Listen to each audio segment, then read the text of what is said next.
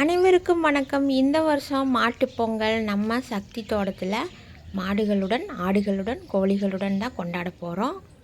வாங்க வீடியோக்குள்ளே போகலாம். அதுக்கு முன்னாடி நம்ம அக்கா தங்கச்சி ஏகே யூடியூப் சேனலை இன்னும் சப்ஸ்கிரைப் பண்ணாமல் இருக்கிறவங்க சப்ஸ்கிரைப் பண்ணிக்கோங்க. வீடியோ பற்றின கருத்துக்களை கமெண்டில் தெரிவிங்க. இந்த வீடியோவுக்கு அப்படியே ஒரு லைக் போட்டுருங்க. இந்த தோட்டம் பழனியில் தான் இருக்குது, சிவகிரிப்பட்டியில். இப்போ நம்ம என்ன பார்த்துக்கிட்டு இருக்கோம்னு பார்த்தீங்கன்னா, இந்த நெல்லை முளைக்க விடாமல் காக்கா, குருவி, புறா எல்லாம் தின்னுக்கிட்டு இருக்குது. அதை தான் பார்த்துக்கிட்டு இருக்கோம். எங்கள் அத்தை தான் அடிக்கொருக்கா சொல்லுவாங்க, காக்கா, குருவி, புறா, கோழி குஞ்செல்லாம் தின்னது போக, ஆடு மாடு தின்னது போகவே நம்ம கைக்கு வரும் அப்படின்னு. ஆனால் முளைச்சி அப்படி தின்னாலும் பரவாயில்ல, இதுக முளைக்கவே விட மாட்டேங்குதுங்க. முளைக்க விட்டால் தானே ஆடு மாடு காக்கா குருவி திங்க. இந்த புறாவெல்லாம் முளைக்கவே விட மாட்டேங்குது. அதுக்கு தான் இப்போ ஒரு வெடி வச்சாங்க. காலையில் டிஃபன் சாப்பிட்ட உடனேயுமே மாடுகளையெல்லாம் குளிப்பாட்ட ஆரம்பிச்சிட்டா. அப்படி சத்தி எல்லா மாடையும் குளிக்க வச்சு மேய்ச்சலுக்கு அனுப்பிட்டாங்க. எல்லா மாடு குளிக்கிறதெல்லாம் நம்ம ஃபுல்லாக எடுக்கலை, இந்த ஒரு மாடு மட்டும்தான் குளிக்குது. பழனியில் இன்றைக்கி கொஞ்சம் கிளைமேட் சரியில்லை, வெயிலே சுத்தமாகவே இல்லை, மோடமாக தான் இருக்குது, குளிர் அடிச்சிட்டு. அதனால் இந்த ஆட்டுக்குட்டியில் ஈர துணியை வச்சு தொடச்சிட்டாங்க. இதெல்லாம் குளிப்பாட்ட மாட்டாங்க, குளிச்சிச்சின்னா மண்டை வீங்கிக்கும்பாங்க. அதனால் ஈர துணியை வச்சு தொடச்சிட்டு சந்தன குங்குமம்லாம் வச்சு விட்டுட்டாங்க. நானும் மாட்டுப்பொங்கல் செலிப்ரேஷன் பண்ணி ரொம்ப நாள் ஆச்சு.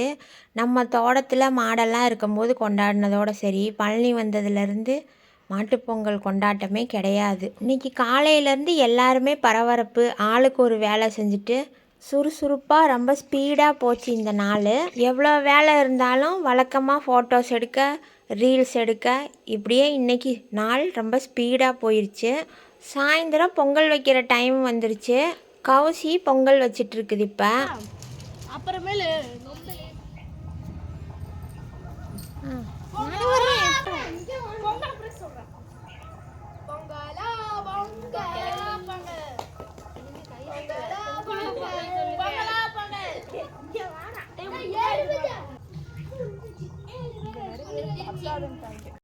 பொங்கல் நல்லா விழுந்துருச்சு.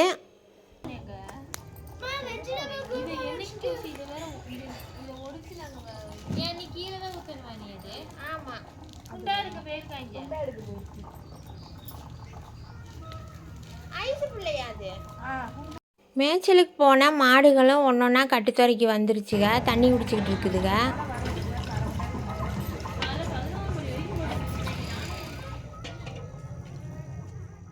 மாடுகளெல்லாம் போட்டு பயங்கரமாக கொசு ஈயெல்லாம் கடிக்குது. புகை போட வரைக்கும் இப்படி தான் இருக்கும், புகை போட்டோடனே சரியாயிரும்.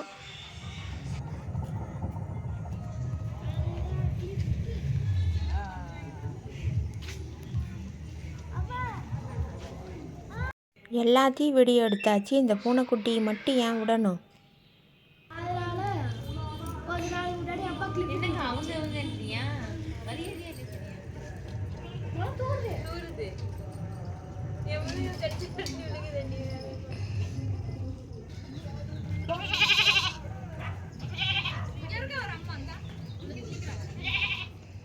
மாடுகள் எல்லாத்துக்கும் சந்தன குங்குமம் வச்சுக்கிட்டு இருக்கிறாங்க.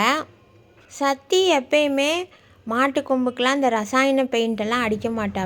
இப்படி சந்தனத்தை தான் நிறையா குழச்சி பெயிண்ட்டு மாதிரி பூசி விட்ருவாங்க. ரசாயன பெயிண்ட்டு கொம்புகளுக்கு அடிக்கிறதுனால நிறையா சைடு எஃபெக்ட் இருக்காமா. அது என்னமோ சொன்னாங்க, நான் தான் மறந்துட்டேன்.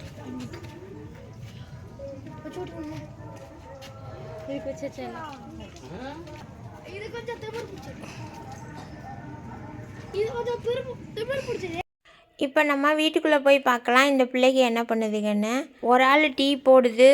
நைட்டுக்கு சமையலுக்கு தேவையானதெல்லாம் ரெடி பண்ணி வைக்கிறாங்க. இவன் பேர் தான் டைகர். இவன் ஒரு வாரமாக ஊர் சுற்றிட்டு இன்றைக்கி தான் தலைவர் வீட்டுக்கு வந்திருக்காரு. காலில் அடிபட்ட மாதிரி நொண்டி நொண்டி நடந்துக்கிட்டு இருக்கிறியான். கொஞ்சம் முன்னாடி போய் பார்த்தீங்கன்னா அந்த வீடியோவில் நல்லா நடப்பார் தலைவர். எங்கடா போன ஊர் சுற்றின்னு சொன்ன உடனே நொண்டி நொண்டி நடக்கிற மாதிரி நடிக்கிறியான் பயங்கரமாக. இங்கே கௌசியும் ராஜியும் மாட்டுக்கு புகை போட்டுக்கிட்டு இருக்கிறாங்க. அன்னைக்கு நம்ம கண்காட்சியில் வாங்கின சாம்பிராணி, குங்குளியம், வெண்கடுகு, அது இதுன்னு நிறையா போட்டிருக்கிறாங்க. நல்லா வாசனையாக இருக்குது இந்த சாம்பிராணி. அதுதான் எல்லா மாட்டுக்கும் புகை போட்டுக்கிட்டு இருக்கிறாங்க.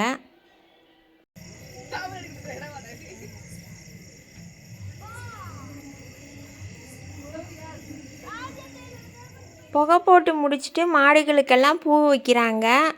எவ்வளோ சீக்கிரமாக ஆரம்பித்தாலுமே இந்த பொங்கல் அன்னைக்கு பார்த்திங்கன்னா இருட்டாயிரும். சீக்கிரமாகவே இப்படி இருட்டுக்குள்ளே தான் நம்ம வேலை செய்கிற மாதிரி தான் ஆகுது. எப்பயுமே வருஷம் வருஷம் இப்படி தான் ஆகும். அது ஏன்னே தெரியல. ஜல்லிக்கட்டு காலவுக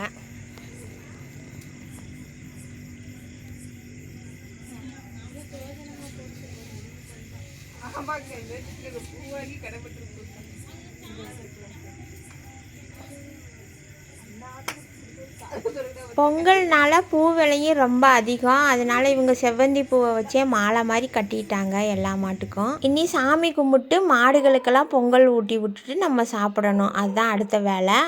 சிம்பிளாக சாமி கும்பிட்டோம். இவ்வளோ தான் நமக்கு தெரியும். இன்னும் நம்ம ஊர்லெலாம் பார்த்திங்கன்னா கன்னிமார் வச்சு தெப்பக்குளம்லாம் கட்டி காதோல கருகமணிலாம் வச்சு முடக்கத்தான் கொடியில் தோரணமெல்லாம் கட்டுவாங்க. எல்லாம் செஞ்சு வச்சு காளங்கன்று இருந்ததுன்னா அதை மஞ்சு விரட்டு மாதிரி விடுவாங்க. இல்லைன்னா ஆட்டுப்பட்டியிலேருந்து ஆடை குறுக்க மஞ்சு விரட்டு மாதிரிலாம் விடுவாங்க. அந்த சாங்கியம்லாம் இப்போ நமக்கு தெரியலை. நானே இவ்வளோ சொல்கிறேனே தவிர அது எப்படி செய்கிறது முறை அதெல்லாம் ஒன்றும் நமக்கு தெரியல. அதனால் நம்ம பொங்கலை வச்சு சும்மா சிம்பிளாக சாமி கும்பிட்டோம்.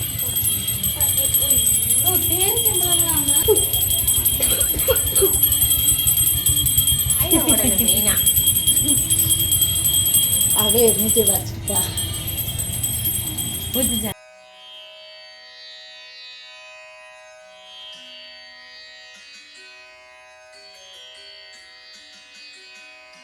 எல்லோரும் சாமி கும்பிட்டாச்சு. இன்னி மாட்டுக்கு பொங்கல் ஊட்டி விடணும். சக்கரை பொங்கலும் வாழைப்பழமும் பிசைஞ்சு மாடுகளுக்கெல்லாம் போய் இப்போ ஊட்டி விடணும்.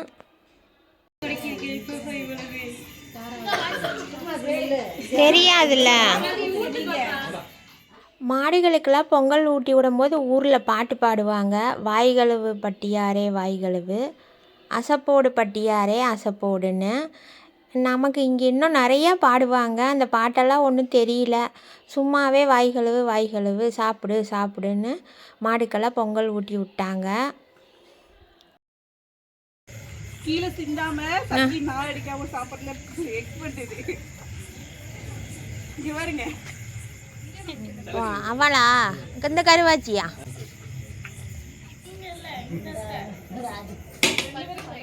மாடுகளுக்கெல்லாம் பொங்கல் கொடுத்தாச்சு. இப்போ நம்மளும் பொங்கல் சாப்பிடலாம்.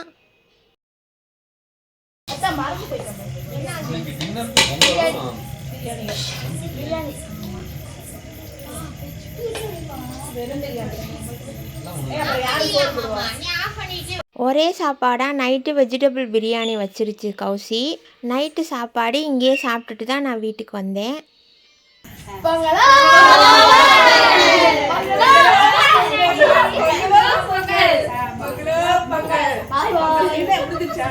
இந்த வருஷம் ரொம்ப சிறப்பாக எங்களோட பொங்கல் முடிஞ்சது. நன்றி, வணக்கம்.